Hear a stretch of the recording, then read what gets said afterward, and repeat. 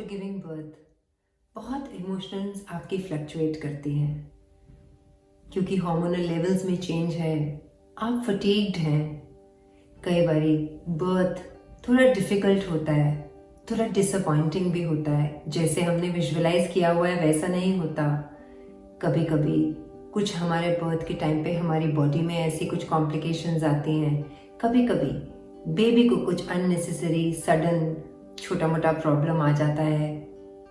ये सब चीज़ें हमें कभी कभी थोड़ा वीक फील कराती हैं, थोड़ा डिस्टर्ब हो जाते हैं हम।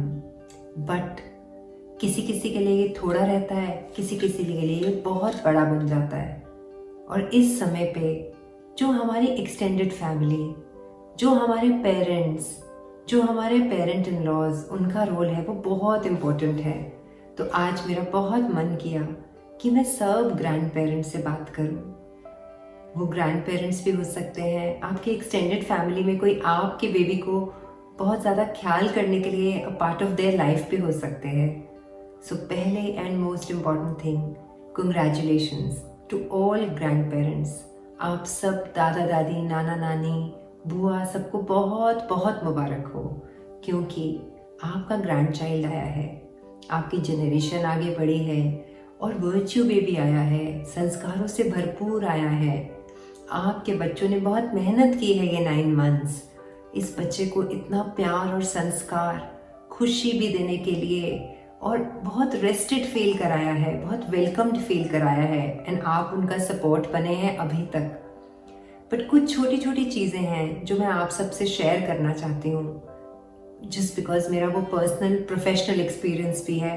एंड आई फील बिकॉज मैं आप सबको इतना मिलती हूँ इन 9 मंथ्स और आने वाले समय में, मुझे लगा आज क्यों ना आप सबसे भी बात करें। हम मदर से बात करते हैं, फादर से बात करते हैं, बट आप लोगों के जीवन में भी तो इतना बड़ा लैंडमार्क है ये कि आपका वंश आगे चल रहा है, आपकी जनरेशन आगे बढ़ रही है। तो इसलिए कुछ छोटे से सजेशंस मैं आपको देना चाहूँगी ताकि आप भी इस ब्यूटीफुल जर्नी के प्रोसेस को, इस ग्रैंड पेरेंट बनने की खुशी को एकदम पकड़ के रखें, उससे फील करें फुलफिल्ड, एकदम भरपूर। और वही फुलफिलमेंट और भरपूरता आपके बच्चों में और आसपास सब में फैले। पहली बात, आप ये ज़रूर बताइएगा इन न्यू पेरेंट्स को कि आपके ग्रैंड चाइल्ड के लिए इनसे अच्छे पेरेंट्स हो नहीं सकते। Your children need to know कि you are honouring them and you are happy कि किस तरह उन्होंने ये जर्नी को क्रॉस किया है। ये बहुत इंपॉर्टेंट फैक्ट है।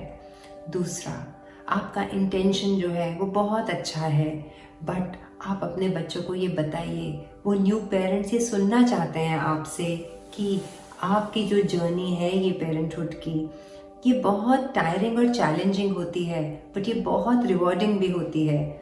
इसलिए जैसे आप बोलते हैं उनको कि ये टायरिंग है, ये चैलेंजिंग है, तो आप एकदम सेम लेवल पे आ जाते हैं क्योंकि उनको अभी यही लग रहा है। अनदर थर्ड इम्पॉर्टेंट थिंग कि आप ये ज़रूर, आपका मन बहुत करेगा कि आप उनको हेल्प करें, उनके लर्निंग स्टाइल, उनके पेरेंटिंग स्टाइल्स को थोड़ा चेंज करें, क्योंकि आप एक्सपीरियंस्ड है, आपने अपने बेबीज को जब इन सब को पाला है तो आपको पता है। But let them learn their own style and you be there to support them. मन भी करेगा अंदर से, फिर भी आप सिर्फ सपोर्ट पर्सन की तरह रहें वहाँ पे। इनफैक्ट उनको अप टू डेट करें, जो जो वो पढ़ना चाहते हैं उनके साथ वो पढ़ें, क्योंकि कुछ चीज़ें तो आपके टाइम के जितनी ही चल रही हैं, कुछ थोड़ी सी हैं जो चेंज हुई हैं, तो उनको आप पढ़ेंगे तो आप उनकी जर्नी का पार्ट भी बनेंगे। तो इसलिए जो बुक्स हैं, जो चीज़ें वो पढ़ रहे हैं, आप भी थोड़ा थोड़ा वो पढ़िए। आप देखिए कि कितना ज़्यादा वेलकम्ड फील करेंगे। अनदर इम्पॉर्टेंट थिंग, जो मेन बेबी की केयर के जो पार्ट हैं, जब आपको बोला जाए आप तभी अगर करें, बाकी चीज़ों में ज़्यादा इंटरफेयर नहीं करें, बट आप सपोर्ट करें उनको, उनके लिए बहुत प्यार से खाना बनाएं, थोड़ी घर की टाइडिंग कर दें उन सब के साथ। ये कोई बहुत थोड़े या अनइम्पॉर्टेंट रोल्स नहीं होते हैं। सिर्फ बेबी का ख्याल करना ही इम्पोर्टेंट रोल नहीं है, आसपास सब चीज़ों का चार्ज ले लेना भी बहुत इम्पोर्टेंट है। मदर की हेल्थ का ख्याल भी रखना, मदर अगर बेबी का ख्याल रखना चाह रही है कंप्लीटली, उसको पूरा ऑनेस्ट दीजिए। आप उन दोनों का ख्याल करिए, आप उस मदर का ख्याल करिए, क्योंकि उसकी हार्मोनल डिप्लीशन अभी इसी सपोर्ट के लिए वेट कर रही है। जैसे ही आप एक्सेप्ट करेंगे, आप देखेंगे कि आप अपने इस रिश्ते को कितना ब्यूटीफुल बना लेंगे। एक और इम्पोर्टेंट चीज़ मैं कहना चाहूँगी, जो मैंने कभी कभी फील करी है। कभी कभी क्या होता है कि इस समय पे जब आपका ग्रैंड चाइल्ड आता है, आपका तभी रिश्ता बनना शुरू होता है, उससे पहले आप मिले नहीं होते। और कभी कभी वो रिलेशनशिप जो है बहुत स्मूथ भी नहीं होता।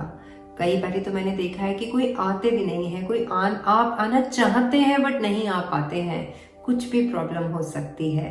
तो उसमें भी आप दूर बैठे अपने ग्रैंड चाइल्ड और अपने बच्चों को, उन न्यू पेरेंट्स को बहुत ब्लेसिंग्स दे सकते हैं।